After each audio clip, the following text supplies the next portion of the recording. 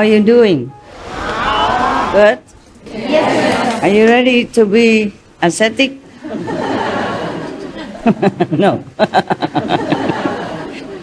Last night, I went to have a little meeting with the God, and they told me, we should go kitchen. So, okay, we went to the kitchen. My, what an ascetic life. So many food. I keep giving away and then keep coming more all the time. That kind of asceticism, huh? I think that God was trying to tempt me, See if I can resist all this beautiful food. I told him I can't. And he knew it already. I said, what's the problem with you? You know I cannot. So why bother asking me? Huh? Okay, let's go to the great master who could do the asceticism for us. Huh? I'm telling you, not every master has to be an ascetic. So don't always has this kind of fixed prejudice, okay? Yes. Look at Sikhamoni Buddha. Yeah. How many lifetimes he has been king and minister or big personage in the society. And he not always a monk. Yeah. Even before being a monk, he had also a luxury life, though he did not feel attached to that. Having something and being attached to it is something different. Yeah, you can have many things, but it doesn't mean you are mundanely bound. So important is that you have to remember the inside, not the outside appearance or actions, but your inside, your heart, your motivation, okay, your goal. What is it that you want in life? If you are a CEO of a company, or if you own some big business, then you have to dress accordingly and go on maybe a limousine, huh? Instead of just some small vehicle or motorcycle, okay? Because that's the way people expect of you. If the king of a country go to the court and wearing like a beggar clothes or maybe jean or something, you think it's appropriate? Yes, no? No. Yeah. If the president of a country going out to see people or anytime, he's just wearing shabby clothes or broken dress and flip-flop, do you think people, the society will accept that? Yes or no? Good, good. Now you can talk. When you should open your mouth, please do it. And when you are on retreat, please close it. Save your energy, save the blessings, save whatever you can to help you progress. Now, so not like any master at all have to be an ascetic. It doesn't have to be that way. Yeah. But if you can, just simplify your life. Whatever you need, keep. What you don't need, give it away, sell it, or throw it away if it's not useful anymore. Simplify your life whenever you can. Wherever you can. At home, okay? At home.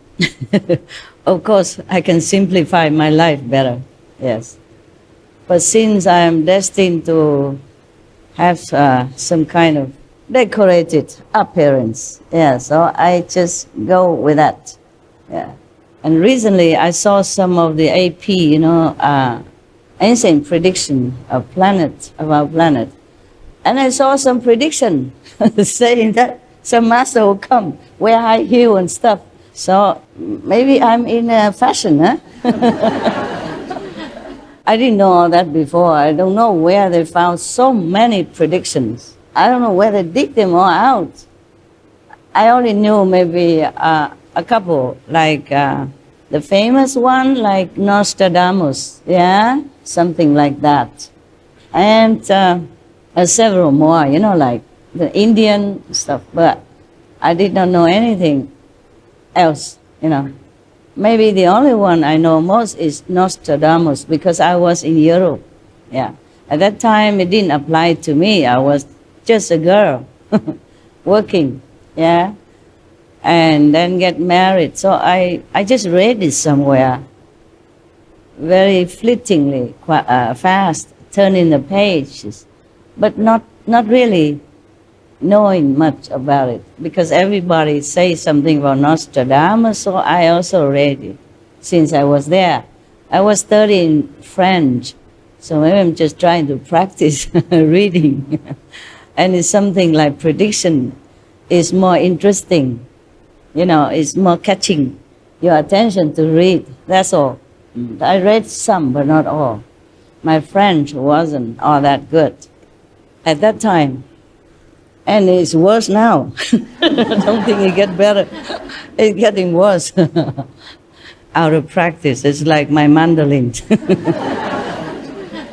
So many of the master, for example, the latest Sikh master, yeah, he dressed himself like a king. He's not ascetic at all, yeah. He wear beautiful jewelry, you know, long bits of pearls and other, you know, very elegant outfit and accessory. Yes. He doesn't look like Guru Nanak. Guru Nanak was the first guru of the Sikhism. Not that he found ism or anything, it just happened to be after he died, or maybe after some time. Just like Buddha died and we have Buddhism out of nowhere. Don't even know who found it. But people would say, Buddha is the founder of Buddhism. Nonsense. He never did.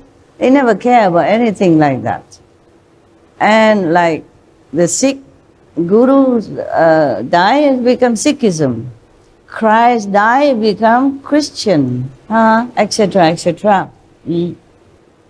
And the Guru Nanak was a very, very ascetic master and enlightened saint. He walked everywhere. He ate whatever come his way. If nobody offer him anything, or nowhere to have access to food, maybe buying or people give, yeah, very little has been recorded about his life. But for some of the story, you know, I gather, you know, behind the nuances of the line, I gather that the Guru Nanak was an ascetic, yes, because he walked everywhere and he just eat like berries and something like that, yes. But maybe later when he became more well-known, then people would give him maybe a place to stay and some food to eat, a disciple offered to him. But normally he's not the luxury one. I read in some story like one time he and his attendant disciple walk around somewhere, you know, go in some places, and then the disciple say, oh, there's a party going on, you know, downtown. I should go and get some food and all that. But the Guru Nanak did not care, you know, he just get some berries in the forest and eat them. Thus I knew that he wasn't all for fame and glory or anything like that. But the 10th, the latest guru of the Sikh, he dresses like a prince and a king. Very beautiful, very luxurious, yes, and very dignified. Just like a royalty, you know. And some of the other master or teacher like Guanyin Bodhisattva, I don't think she's an ascetic though. She wears beautiful clothes, yeah? Not overly decorated, like your master maybe, but she does wear beautiful clothes. Maybe that was afterward, huh? Or maybe that is her real image when she appeared to the people, in the world to save them or help them in some way. But I saw some of the statues that she was wearing tattered clothes. Maybe she meditated too long, in the beginning of her spiritual mission. Meditate, a lot, and her clothes is all tattered and worn out, in 10,000 pieces. So there are times maybe she was an ascetic, and later maybe she became more known, then the disciple would offer more clothes and a little bit more luxurious type of apparel. Now, so do not look at people from the outside image and judge the inside. Just like some kind of precious stone is hidden inside rough-looking, ugly rock, yeah? And when you cut it in half, like many, they show them in jewelry shop or a museum. When it cut in half, inside is hollow, and inside a lot of jewelry inside, shining. It's like that. Our body, no matter how it looks, it's just an outside garment. It's not our real self. When we hear something, it is our hearing nature, our inborn hearing power that hears it. And then we get used to it. We think it's the ears are hearing it. And when we see something, it is our seeing nature that sees it. And we keep being used to it, so we thought it's our eyes that is seeing things. The one that sees is not the one that you see. The one that hears is not the one that you look at. But we are so used to, with the outside appearance, as well as so used to it, thinking, using all these our faculties, that we think this is we. That's why the Kuan method teach you to return to the true hearer and the true seers. That is what the Buddha say. Turn your hearing inward, turn your seeing backward, then you will see the Buddha nature. Well, I don't repeat exactly word by word, but he talked like that. The same with his disciples around him, like Manjushri or Kuan Yin Bodhisattva. The name Kuan Yin or Avalokitesvara, Sanskrit name, Her name meaning contemplating on the sound of the universe, of the creation actually. But some of the translators put it like she contemplates the sounds of the world, not our word and things that she contemplating. Because that doesn't need Kuan Yin Bodhisattva to do. We hear all the time, every day, right? Can you hear something? Yeah. We don't need Avalokitesvara to tell us, listening to this and that. So she also means that turn your hearing inward. Again, return to your hearing source. Return to the owner of this body. Return to your own self, your real self. That's what many masters told, but not many people do. Because they don't know how.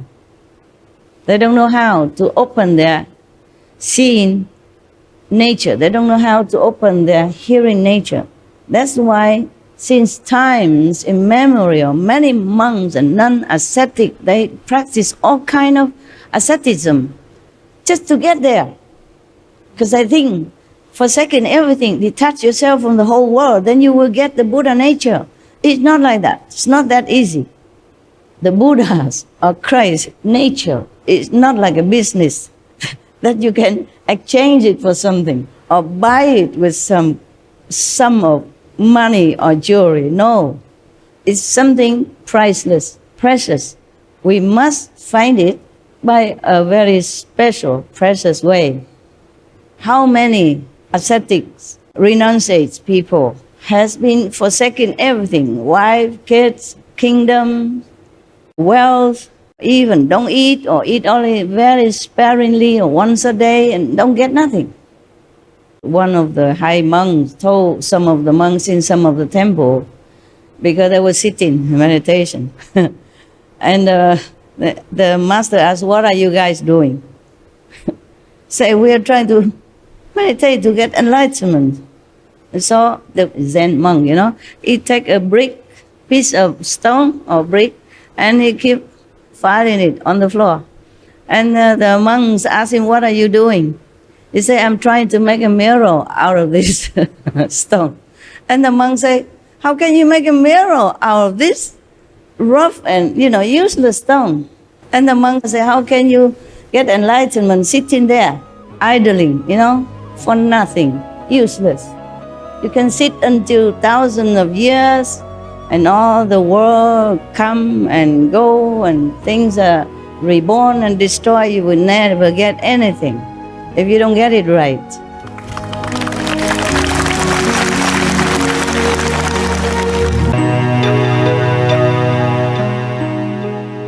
You can sit until thousands of years, and all the world come and go, and things are reborn and destroyed. You will never get anything if you don't get it right. Similar, nowadays we have these numeral lock, no? And you can turn it for 100,000 years. If you don't turn to the right number, you can never open it. It's just like that. Or nowadays we have telephone. If you just push one number wrong, you won't get the person you want, right? Or email, or whatever, you name it. Or television, radio, you have to turn to the right frequency. Otherwise you get nothing. You can sit there all your life, keep turning back, forth, in, out, nothing will happen. There's only one way to do things, is the right way. There's only one way, the correct way. And the Kuan method is the correct way to get enlightenment. I mean the real one, the ultimate one, and the right one. Buddha said that, huh? Don't think I try to convince you. Yeah. All the masters say the same thing. If you have time to study all the scriptures, here and there, they mention like that. But only after you practice Kuan method, then you would understand. And the same like when they translate, like Kuan Bodhisattva contemplates on the sound of the world. Actually, on the sound of the creation. The world is creation, of course. But not the created sounds like the bird chippings or the waves of the ocean. Even though it mentioned in even Lotus Sutra that Kuan Bodhisattva contemplates. She has inside her or him this wondrous sound, like the sound of the water, the sound of the tidal waves, the sound of etc., etc. In the Bible, mention the same thing. One of the saints ascended to heaven and hear the sound of thunder or something like that. So these we, Kuan Yin practitioner, would understand perfectly clear.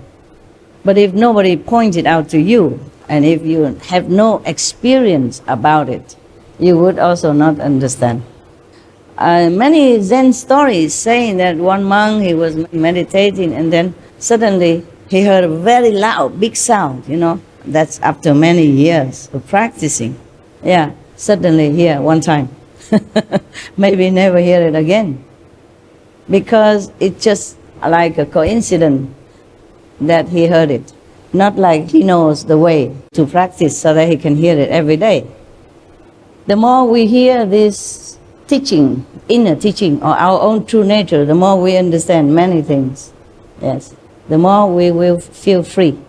The more we feel that we are nearer to Buddhahood or nearer to heaven, or maybe already with heaven, with God, one with God. That's the only way. Up to now, I practiced this many ways as well before Kuan Yin method. I do breathing, I do Hatha yoga, I do pranayama. It's similar to breathing, yeah, okay, etc., etc. Some monks in India, I'm not sure if they do it in Taiwan or China or other country or not, but in India, they practice so many things that you have no idea. that the human are capable of doing that. Sitting on the nails, the bed is nothing yet. Standing on one leg forever is nothing yet. Hanging your hair on the tree just so that you don't ever fall asleep or fall down, that's nothing yet. You know, like sometimes they put a long, small, thin piece of cotton, long, very, very long. They put it through the nose and go all the way down to their stomach. The whole thing, huh? I don't know how long, just maybe more than a meter at least. Even for me, it's just 10 centimeters, it's already suffering. I won't do it. And they do that, all kind of things. Bathe in freezing water, it's another thing. You know, in the Ganges, freezing water. Well, that I did. I thought maybe to clean my karma. But they do that all the time. And soaking themselves in there until they become even like an ice cube. Or burning under the Indian high summer sun with the fire around it as well. And the summer sun in India, some place they can burn your skin. 1st or 2nd degree even, if you sit too long. But they do that all the time. Of course, maybe slowly get used to it, not like immediately shave the head and go sit under the sun for hours on end. It's not like that, but still, it's still very, very, very harsh, the sun of India. No? I almost died because of Indian sun. I went to Bodh Gaya, you know, in my wandering time to see Buddha's Bodhi tree. It was in May, it wasn't high summer yet. And then I walked, I didn't know, I didn't think too much. I normally don't think too much. I go to the Himalaya alone, also didn't think much. I go under the summer sun, I also didn't think much. It's just too much focus, you know, on my goal. And I got sunstroke. I almost died on the street. Huh? Because when you walk in such a sun, it's like you climbing the Himalaya mountain, you know, or the Sumeru, you know. Yeah, you cannot even walk. You walk is like you walk in a dream, you know. You cannot even walk. You walk like you carry mountains on your shoulder. Every step is like so laborious. I don't know why I did that. Just too young. Too young and too idealistic. I did not think too much about the outer effect or the outer situation. I just want to do what I do, and I forgot that. And I almost died. Luckily, I dragged myself into somewhere, and then it was a temple. Yeah, and then I take a rest for a while. That's the first time. The second time, I almost died again and found another temple. The first temple was tended by an Indian man, but he cooked vegan for me. Just congee and some of the... I told you this story already, you know, maybe a little bit more elaborate now as I remember it. And then I said, how did you know how to cook rice congee? He said, my master taught me. I said, who is your master? A Taiwanese monk. I was very lucky. I almost died. Without this food and without the shade to rest, well, I still, even with that, I went to see the Buddha Bodh Gaya. I want to see the Bodhi tree before I die, before I almost die on the way back, you know. And then in front of the temple, I almost collapsed. And the man took me in, give me, you know, thing to drink, and I didn't even have anything to drink with me. They don't sell things on the road, you know, all the time, you know. I was walking. It was not that convenient. And so after that, I recovered, huh? But I did not learn, huh? Next time I want to see Varanasi, the deer park, huh? I want to see the first Buddha preaching place, and I had to see it. And I walk again, under the sun again. I almost die again. Luckily, in front of another temple. That temple is actually is a Tibetan temple. And you know, Tibetan monks, not all of them are vegetarian, huh? Yeah, almost all of them, most of them are not vegetarian. They eat what is offered to them, yeah? Of course, they're not picky, or nothing like that, but Same with Thai monk or Cambodian monk, Miandian monks. Many of them are not vegetarian. So I collapsed in front of the, I can't remember what temple looked like. It's just because I was very sick already, you know. I could hardly walk, breathing difficulty, fever. And I almost collapsed there. And then a monk, a Tibetan monk, came out and took me in and put me on his bed and covered me with like a mosquito net kind of, you know, it was a big one, like a tent, huh? But smaller, you know, you cover, then you sleep. So you don't have to hang it, you know. They make it like that. Similar to some people, they make like a mosquito net, but smaller, like a half round, and then they cover the food, you know, in summer. So the insects don't spoil it, okay? Similar like that, but bigger. Enough for me. He covered me from head to toe. And he let me stay there. And he said, oh my God, fever. The worst thing is that I already had fever. And then I went in the temple and I took a shower. The water there is boiling hot because it's the sun. And all the pipes are heated also. I didn't know that. I just took a shower. It made me even hotter and keep feeling burn everywhere. It's not like the skin come off or anything, but it was really very, very painful. The monk took care of me like a father. I never forgot. And then he said, you must eat something. I cook something for you. I said, no, I'm not eating any meat. He said, no, I am also a vegetarian. It's Tibetan monk. And you found it there, vegetarian, believe me or not. Yeah, I always collapse in front of vegetarian temple. It's funny. Actually vegan, you know, there's nothing, just some dry protein and a little japchae, vegetable, japchae. I still remember that word, japchae means vegetable in India. And just a little bit like that. And then I recovered slowly, and he gave me medicine and stuff. Such a kind monk he was, yeah. Otherwise, maybe I die already, yes. Because at night, when I was walking around, before I reached Deer Park, I was walking around and find somewhere to sleep. I cannot find anywhere. So I slept outside, you know. I slept outside in the open, alone. And the mosquito or some insect is also giving me some present, make it even worse.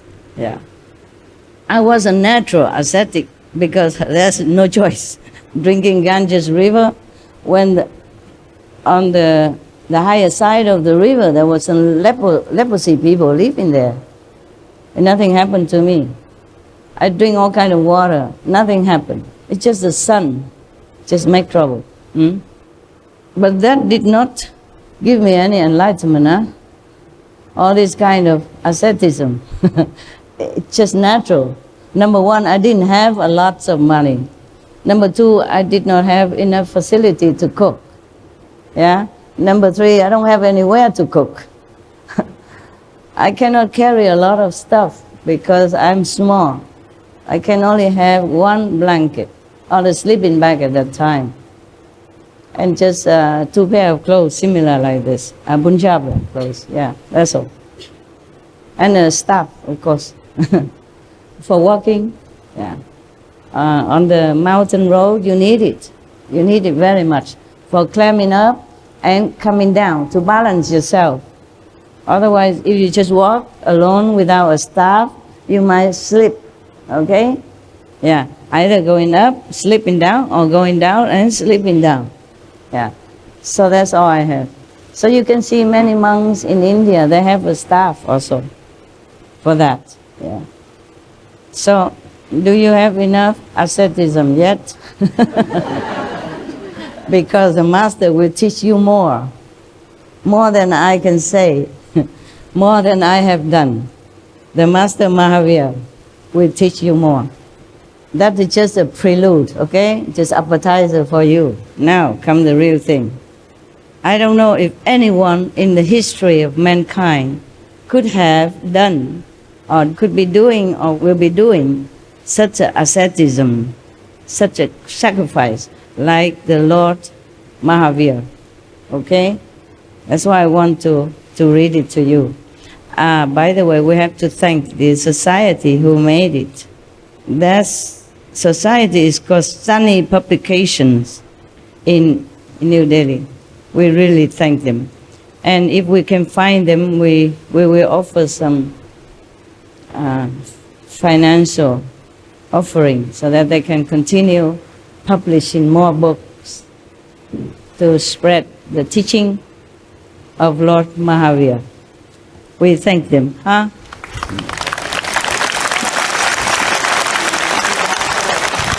And may God bless them limitlessly. Okay, now it is the great renunciation. It was the 10th day of the dark fortnight of the month of Margshir, Sanskrit. I don't know a lot of Sanskrit, okay? Don't blame me. I went there for enlightenment. I didn't went there for Sanskrit. I did learn some, but you know, you learn here and you return it in India, throw it in the Ganges River already. If it wasn't for you, I don't even need to read anything anymore. It's just like a kindergarten teacher, you know, she already over it, she has to read everything. She has children's story book and stuff for her students. Prince Vardhaman had observed a ritual fast for 2 days. A palanquin named Chandrabrab was prepared for his great renunciation. Sometime in the afternoon, Vardhaman came out of the palace and climbed into the palanquin, you know, small coach, you know, that people carry another person on it now in a long time. Some rich people or royalty, they go on palanquin, they don't walk. Me also, I don't walk with this type of shoes. I walk a little bit. The procession with the palanquin proceeded to a Chanatkan garden in the northeast of Kshatriya Kund. The palanquin was placed near an Ashok tree. Ashok tree has nothing to do with the King Ashok, okay? One of the most ardent devotee of Buddhism, and he was credited of spreading Buddhism everywhere. As Ashok, King Ashok is different. I don't think this tree belonged to King Ashok, it's just the name of it. Fancy a king has a name like a tree. Vardhaman got down from the palanquin. Thousands of eyes were staring at the prince. His golden body was adorned with a beautiful dress and scintillating ornaments. The next moment he had removed all the ornaments and his dress as well. Nothing left on his body anymore. The only cover on his body was a piece of cloth resting on his shoulders and provided by Indra. Indra offered him this dress. The god Indra, the rain god, the one that is making something drop in on our roof right now. The water drops. Thank you.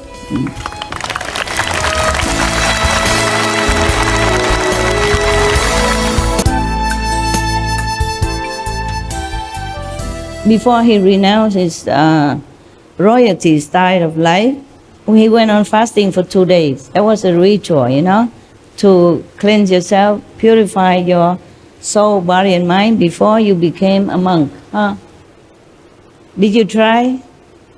Any of you try 2 days, 3 days fasting? Yes. Yeah, the monks okay, but you, how many days? How many days? 2 days. The second day is the worst. If you continue, you can do it for a longer time. The first day is not too bad. Your will is still strong. Your determination is unstoppable. The second day, this is the worst part. I talk from my experience, yeah?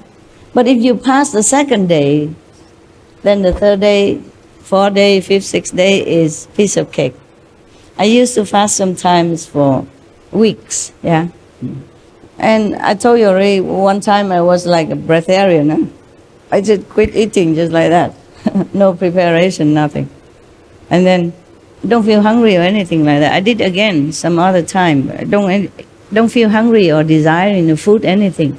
And I tested myself by going out in a very busy restaurant where my favorite foods are prepared all day.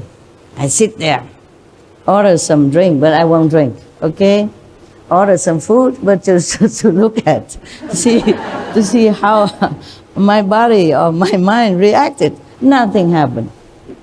If you're determined to do something, it won't happen. But if you just do it in a whim, without purpose or without goal, then you will fail very quick. Okay, why do we talk about that? Make you hungry, huh? It's almost dinner time and I even talk about food. How cruel. Sorry. Okay. Last night they gave me such an ascetic food. So many. It must be the God chakra was, tempting me, because I was just reading the ascetic stuff with no food and all that, and then I just go to the kitchen and then, wow, it was such a banquet like a king, Everybody was busy serving me this and that. I gave them away to your brother and sister, and then they bring even more. It gets better all the time. The temptation, it just mounting in pressure, So I gave up. Yeah, never mind. It was very good. No wonder you all want to follow me, huh? Every day like that. Wow. Eat together is even more tasty, So after the prince fasted for 2 days, then he began his renunciation. So according to tradition, first he climbed onto this luxury coach, car, carried by attendants, decorated beautifully. He himself also decorated most lavishly, Actually, it's a true renunciation, huh? Because if you have nothing to give up, then what for you renounce? You renounce what? Just like the poor people say, I don't care about money. He doesn't have anything. And then he got down from that coach, and then he took off in front of thousands of witnesses, because everybody has to know. Since he's a prince, yes, so all the citizens know about it, know about this ritual ceremony. So they all came surrounding him and look at him. So in front of thousands of witnesses, he took off all his luxury and ornaments and even his dress. He has only one piece of cloth that's offered to him by Indra. You would wonder how Indra, a god in heaven, would be able to give a dress to a mortal at that time.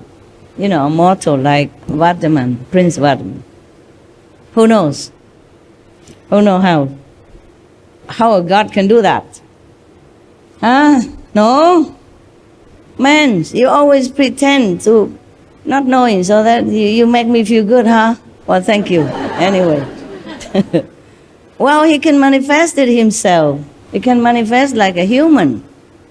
Because they manifested many times, these gods. How come you don't remember?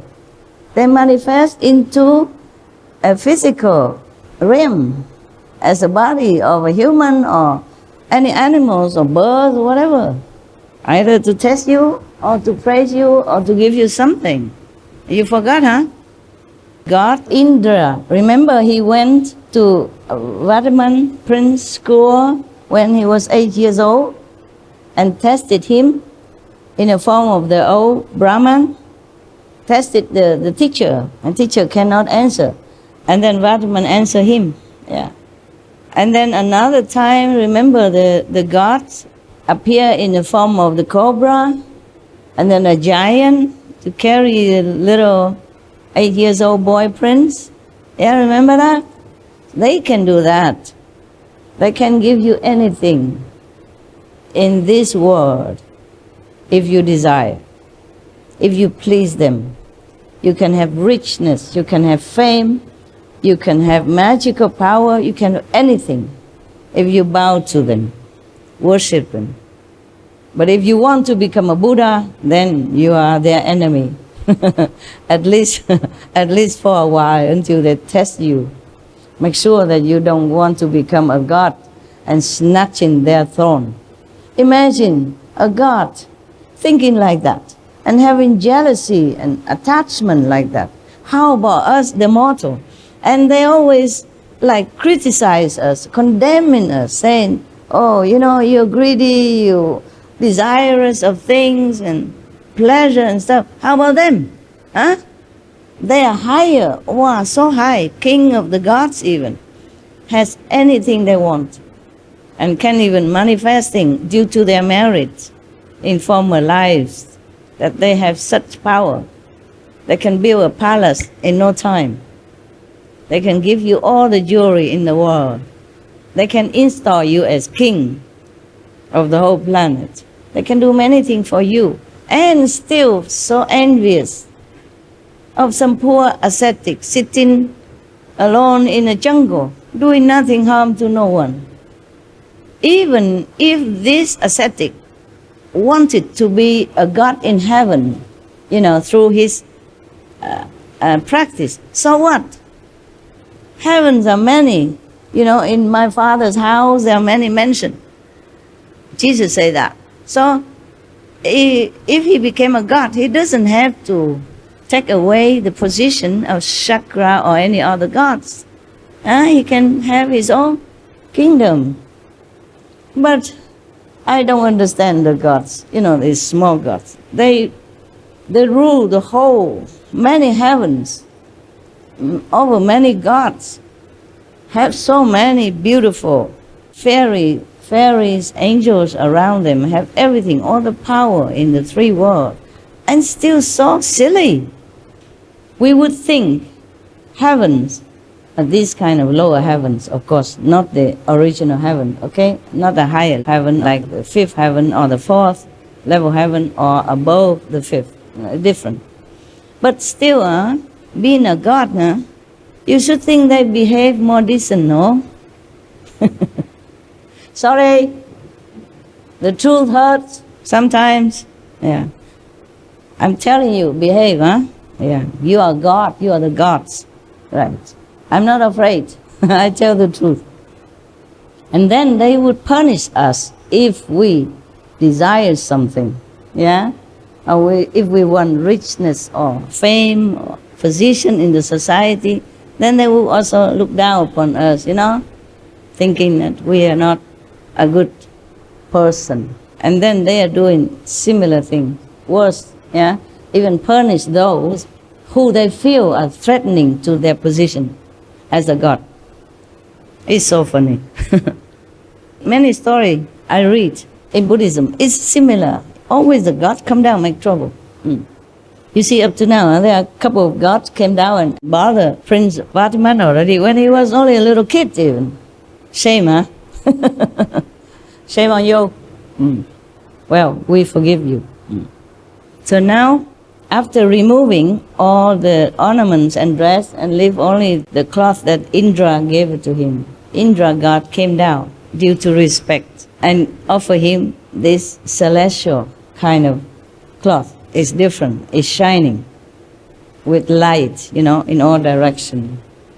It's brilliant. It's not this one. It's not made of cotton. Even though you say I look beautiful in this, but his dress, even though it's not from royalty, but it's from heaven, you know, it's beautiful. The same with the kashok that offered to the sixth patriarch, Huineng, that was passing down from a long lineage of enlightened master. It has different energy than it's just a normal dress, a normal kashok, mean a monk's robe. That's why after the sixth patriarch got this dress, many people want to kill him for it, want to take it. And there are monks even. Believe it or not, telling you. Some kind of monk. After he does that, he has only one piece of cloth to cover himself. And then the prince, Vatman, poured out his hair in 5 strong fistful. I guess, the ritual at that time. You have to pour out your own hair. He should have gone to the Buddha, and then the Buddha would just make it fall off, naturally, or shave it for him. But I guess it's a ritual. He has to do it. It's painful, just to show the pain and the endurance of somebody who wants to be a monk at that time. And he was determined. So he poured his hair in 5 strong fistful, the fist of his own hands. Imagine, he's a very strong prince. He even catch a cobra and throw him away, big cobra. And he punched the giant when he was only 8 years old. Imagine now he's 30 already. Imagine how stronger he has become. And he poured his own hair 5 times to take it all off instead of shaving. And then Indra at that time, present, collected his dress, his ornaments and hair, and put into a golden vessel. What is Indra doing here? Collecting people's stuff. But they are precious, that's why. Okay? Now, after this, he uttered in his deep resonant voice, Namo Siddhanam, meaning I salute or I bow to the Siddhas, meaning liberated souls, meaning I salute all the masters, or I bow to all the masters, yes. Or the saints, yeah? Same, yeah. Liberated saints. And then the prince took the vow of ascetic life. Now, officially, he has become ascetic. He spoke again. I take the vow of practicing equanimity all through my life and abandon all intentional sinful activities. Thus spoken, Lord Mahavira Swami, accepting the rigorous ascetic vow and resolved, in my ascetic life, I will remain equanimous in all conditions and circumstances, meaning he will be always at peace and tranquil. He will not fight back, or he will not complain, or he will not do anything. No matter what happened to him, he will just stay tranquil. That's what it means.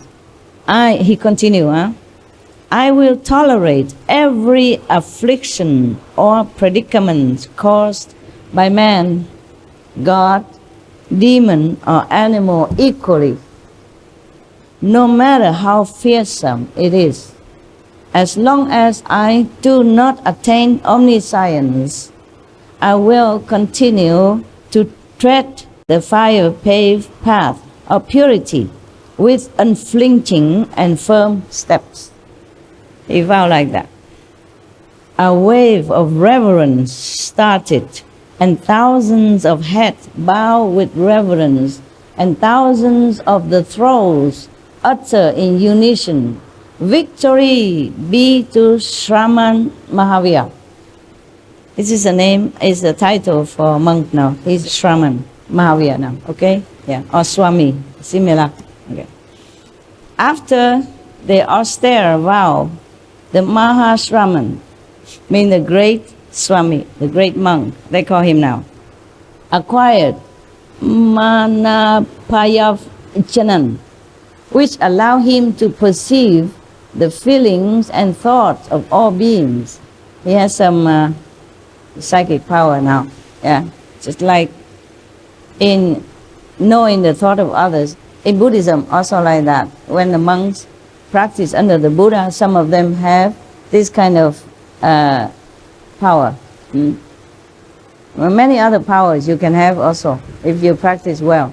Nowadays, more difficult because we are too preoccupied, too contaminated, too short of time, too short of temper, too short of patience, too short of resolve to do things like the old time. So it's okay, Kuan Yin method, slowly, step by step, go home. Yeah.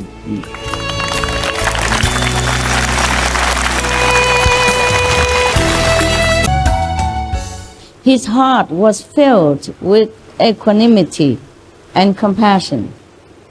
His face beamed with a spontaneous smile. Why does he feel compassion after he have this power? Because he can feel what the humans or beings around him or in the world feel. You know, their sorrow, their pain, their frustration, their troubles, their helplessness, their suffering. That's why he has compassion for them. The masters, they all have all this. Just sometimes they have to shut it down, otherwise they cannot continue to do their job. The sympathy they have for all beings will collapse them mentally, emotionally, psychically, and bodily as well.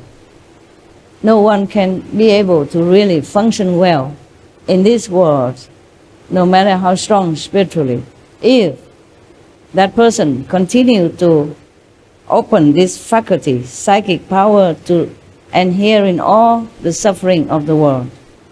The Kuan Yin Bodhisattva, she hears them, their pleas, only when necessary, only when they are desperate, and only for that person or those persons. She doesn't always have to hear all the suffering in the world, because that will be too much, even for a Buddha. Now, he walked with firm and steady steps towards the jungle without turning around or hesitating. Now he's going away to the jungle to contemplate. Suddenly there was a feeble call from behind. The call of a pain-filled heart retards the movement of Mahashraman also, because it's so pitiful, a voice calling for help, that he slow his movement. Normally he doesn't want to slow. He wants to go steadfastly to the jungle. But then there is a voice, very weak and pitiful, calling for help behind him. So he slowed down. And then a wiry and weak Brahman, moving briskly with the help of a stick, arrived and fell at the feet of the Mahashraman.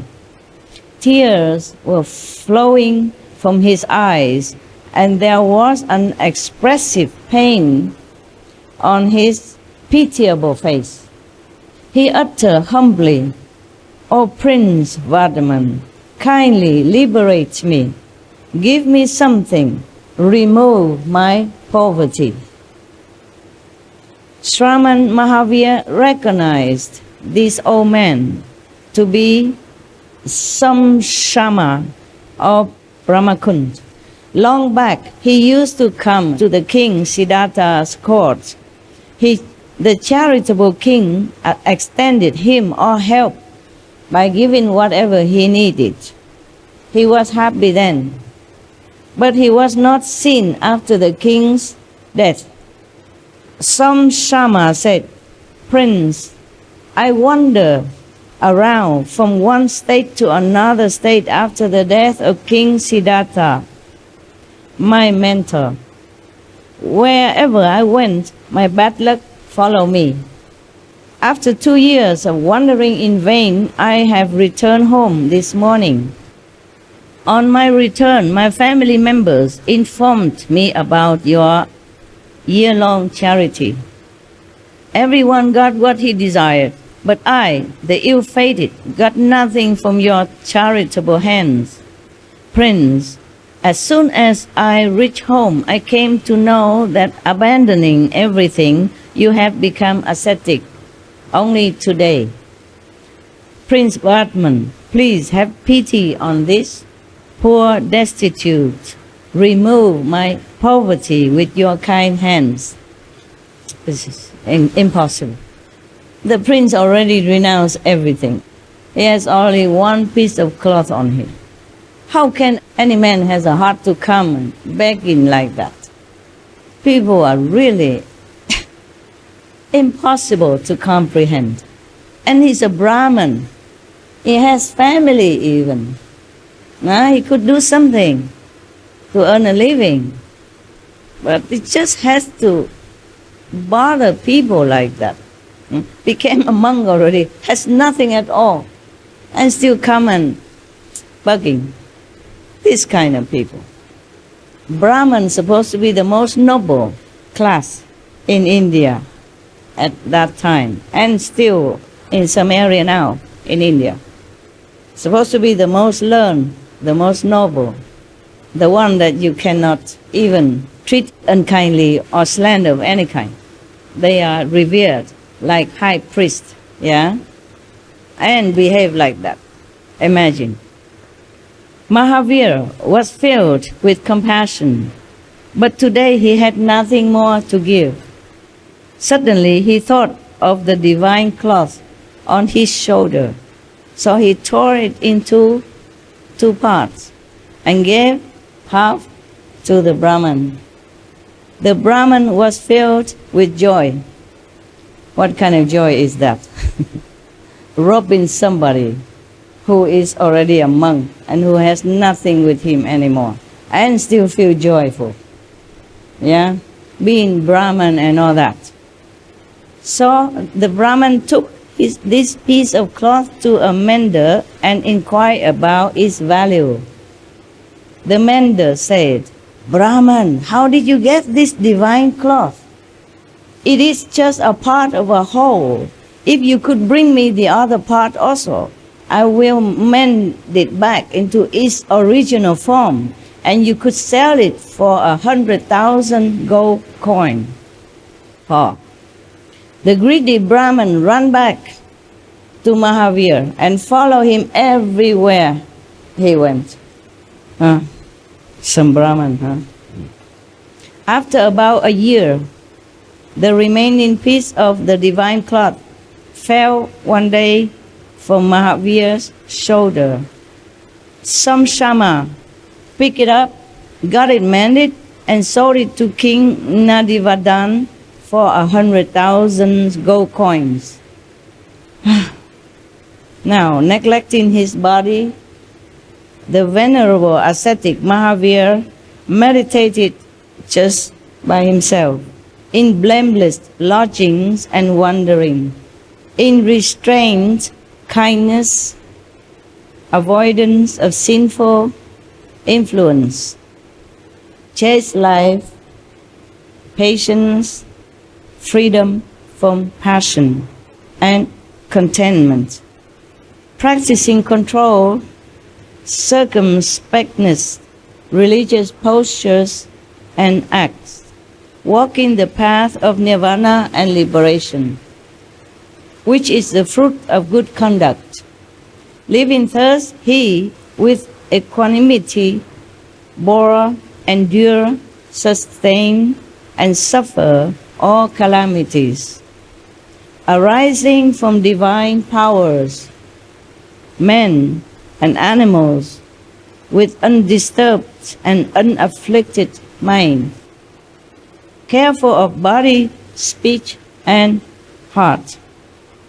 All right. Any question about that? About anything? OK 哈，今天到这里为止。那去吃饭的时间啊，要回家。好东西也不能吃太多 ，OK？ 我也不能念给你们听那么多，2天已经听很多了，以后再说，下个礼拜好吗？好。如果在的话，再继续念给你们听 ，OK？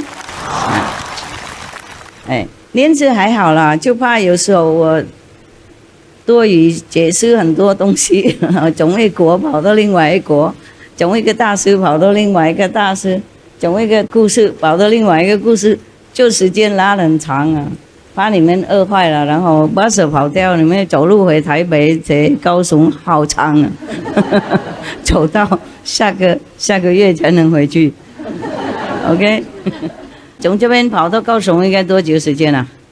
走路半个月，那不错嘛，不错。那不能走路算了，留下来嘛。每天也是很苦啊，吃东西，然后打瞌睡，然后怎么样？OK， see you later. Next time. Thank you.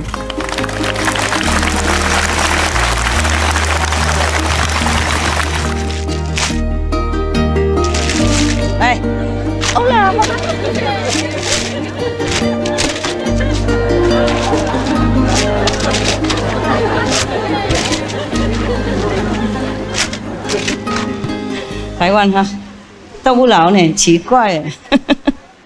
哦，认识了几十年了，还是一样啊。有没有结什么婚啊？哎呀，太好了，好聪明啊！业障没有来找你哈？你也没有去找他？没有，太好了。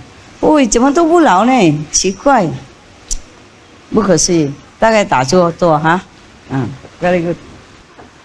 台湾哈，哇哦，你们蛮认真哦，对你们很骄傲。对不起了，没有对你们什么特别的，就看多几眼而已，好吗？我们是族人啊，不能要求了，是吗？应该要送给别人的啊。我们慷慨好客，一起嘛我们一起是这样的。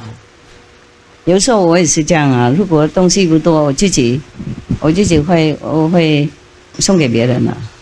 东西不多，其实我的东西如果不够的话，我东西会给他们。印度人他们也是这样如果有人来他们的家他们没有多少，也全部贡献出来。他们认为任何人来是的上帝来，不是上帝派来的，所以他们对客人呢跟对上帝一样，很尊重，就没东西也全部拿出来。你们知道师父讲过一个故事，是那个嘎比亚那个僧人有没有？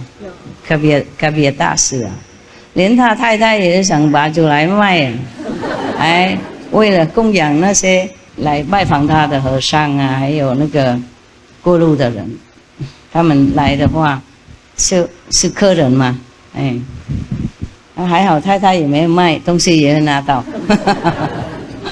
记得故事吗？哦，不错。你们也不用这样这么过分，好不好？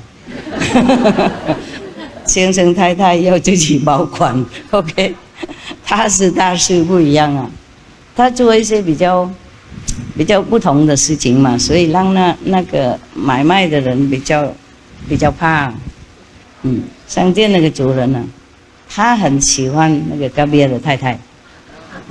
因为嘎比亚太太很漂亮，应该是这样了。然后他常常要他的太太不要，讨厌。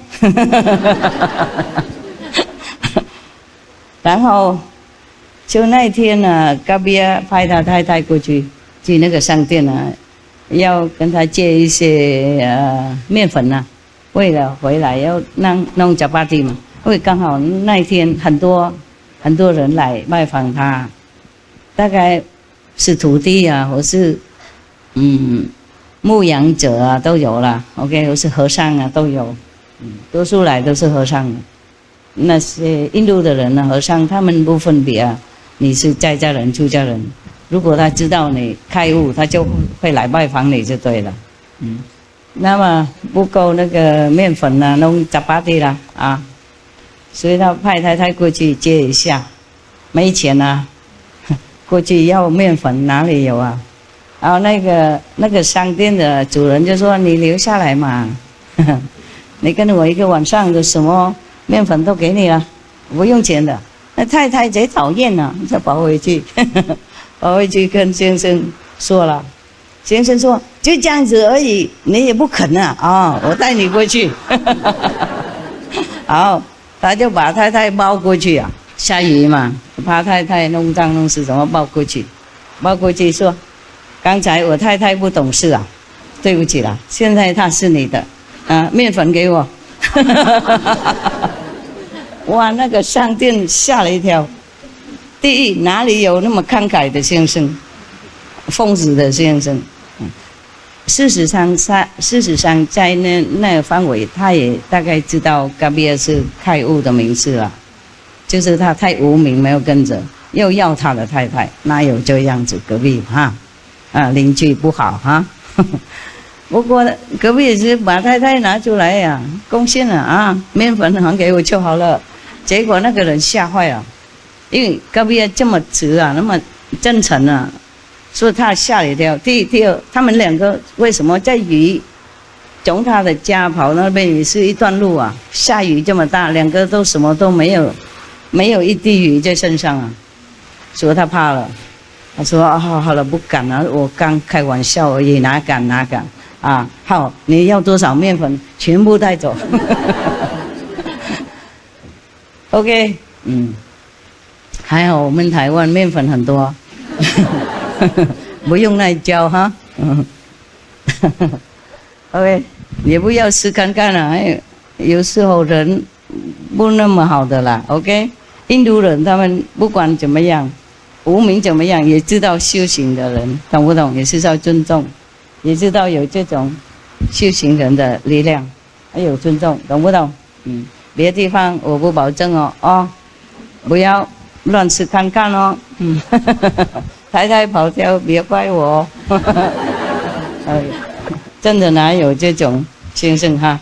连太太也卖掉，为了请客啦，啊？为了请客，你们会不会跟护法嫉妒啊？不会，我需要他们那些肌肉啊，懂吗？因为我都是看人嘛，有时候路不平啊，有时候会跌倒，他们再扶一扶也好。有当过兵比较有那种警觉性啊，懂吗？女孩子没有当过兵，男孩子都有，是有用了。OK。